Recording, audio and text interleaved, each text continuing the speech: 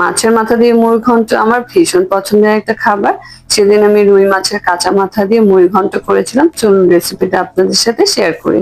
প্রথমে আমি পেঁয়াজটাকে খুব ভালোভাবে তেলে ভেজে নিয়েছিলাম। এরপর আমি এখানে হলুদের গুঁড়া, মরিচের গুঁড়া, কিছু কাঁচা মরিচ, আদা রসুনের পেস্ট এবং জিরা গুঁড়া আর সেই সাথে গরম মশলা দিয়ে দিয়েছিলাম। মশলাগুলো ভালোভাবে কষানোর জন্য আমি হালকা একটু পানিও এখানে দিয়েছিলাম। এই পানির মধ্যে আমি মশলাগুলো খুব সুন্দর করে কষিয়ে নিলাম।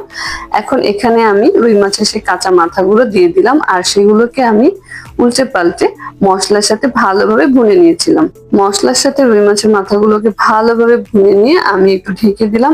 আর এখানে আমি মুগ ডালগুলো হালকা ভেজে পানি দিয়ে সুন্দর করে ধুয়ে রেডি করে রেখেছিলাম। মশলাতে ভুনে নেওয়া রুই মাছের মাথাটা আমার সুন্দর রান্না হয়ে গেছে। এখন এর মধ্যে আমি ধুয়ে রাখা সে মুগ ডালগুলো দিয়ে দিলাম। রুই মাছের মাথার সাথে মুগ ডালগুলোকে ভালোভাবে কষিয়ে এর মধ্যে আমি পরিমাণ মতো পানি অ্যাড করে দিলাম। ঘন্টর স্বাদটা আরো বাড়িয়ে দেবার জন্য এটার মধ্যে আমি অ্যাড করে দিলাম কুচি করে কেটে রাখা কিছু ধনিয়া পাতা।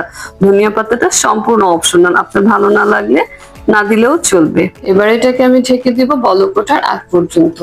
আর দেখুন কি সুন্দর বলক উঠে গেছে। আর একটু ঢেকে দিব এন্ড ফাইনালি দেখুন এটা আমার একদম রেডি হয়ে গেছে। কি পরিমাণ ঘন আর কত সুন্দর হয়েছে। আর এই ছিল আমার মুড়ি ঘন্ট রান্না করার রেসিপি। আশা করছি আপনাদের ভালো লেগেছে। ধন্যবাদ।